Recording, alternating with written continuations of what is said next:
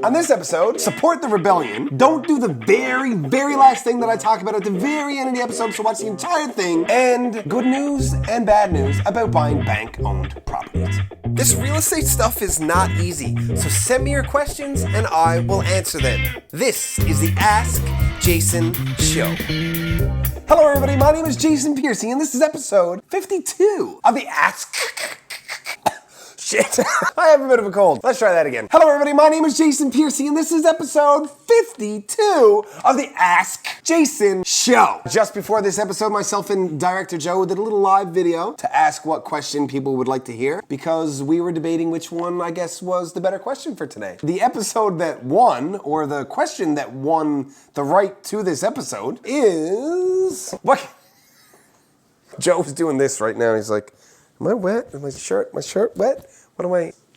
Oh, actually, he didn't smell. He didn't have to. I could smell him from here. We did a live video prior to starting this where we would determine which question we would answer today. The options that people voted on were a list of things that I think realtors could probably stop doing and find another more current way to go about it. And they were mostly about communication style. And the other item is some advice on buying bank-owned properties. So things that have been foreclosed on, that kind of stuff. The public has spoken, and we're going to talk about buying bank-owned properties. So first things first, the huge misconception is that everybody thinks they're gonna get a smoking frickin' deal on a bank-owned property. But when the bank takes a house from somebody, if that person has enough equity in that house, because the bank really just wants their money back, right? They're not looking to profit. They want to offload a liability, get rid of it, and get their money back. But if I owned a $300,000 house and I owed $100,000 on it, there's no way that the bank would ever take that from me before I could sell it, because the bank only needs to get 100 grand from it.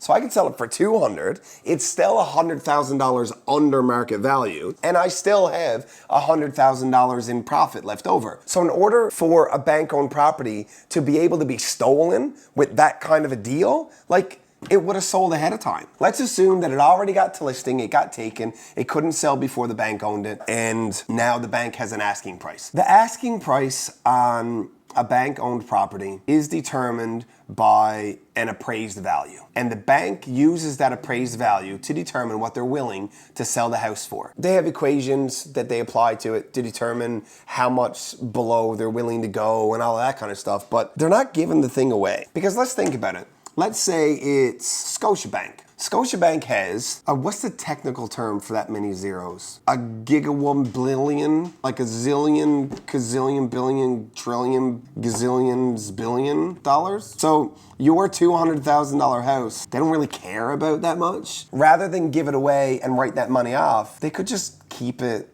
and hold firm to the price, and it will eventually sell. And if it doesn't, do you think they care? Because there's no way I could repeat that amount of money. Again, definitely not. When you go to buy a bank-owned property, keep in mind that it's advertised at a price that the bank is willing to accept. You can write your lowball offer if you want, but first of all, you probably need to give them 3 days to review it. They're providing no guarantees, no warranties on anything, and if you do a home inspection, they ain't fixing anything. You actually have to sign a piece of paper with your offer that says you're buying it as is, where is. You're getting what you get. And you're not getting any property condition disclosure statements where the previous owner lists problems that they have had with the property for years and years. You're getting none of that. If you don't like what you bought after you buy it, because the first time it rains, something happens, I don't know, like a window or I don't know. You're inheriting that risk. Not even inheriting, you're actively taking it. You're like, yeah, sure. I don't care if you don't tell me there's problems with it. I'm buying it anyway. And you're not getting the deal that you think you are. Sometimes, I mean, in our market right now, we're in a buyer's market.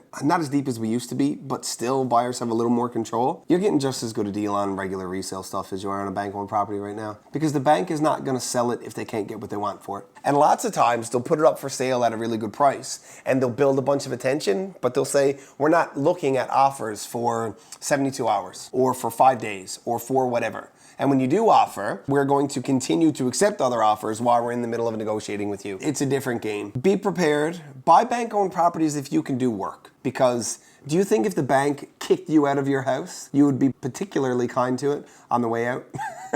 I've been in bank-owned properties where people took the light fixtures. They took the toilet.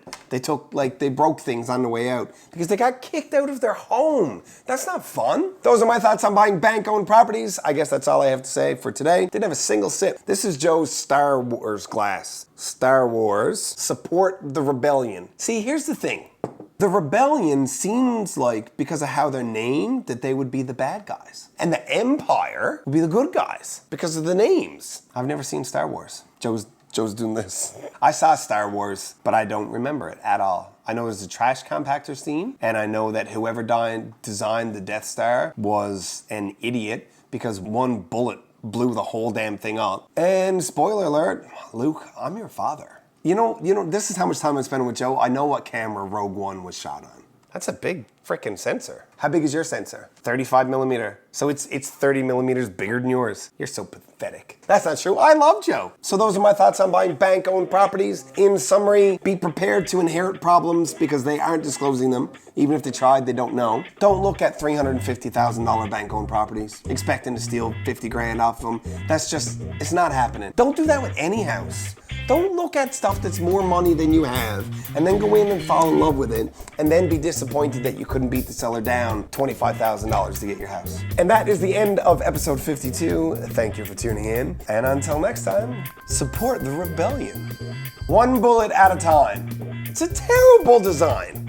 The Ask Jason Show exists so that you can get good real estate related information from a resource that you can trust. Now, speaking of resources you can trust, here's a couple I would trust to work with my mom. Because good enough for mom, good enough for you. Can you imagine if somebody designed a house like that? Well, it's very steady. It's very sturdy. Just don't touch this one nail. If you touch this nail, the whole thing is gonna explode. Empire forever! I've never seen Star Wars.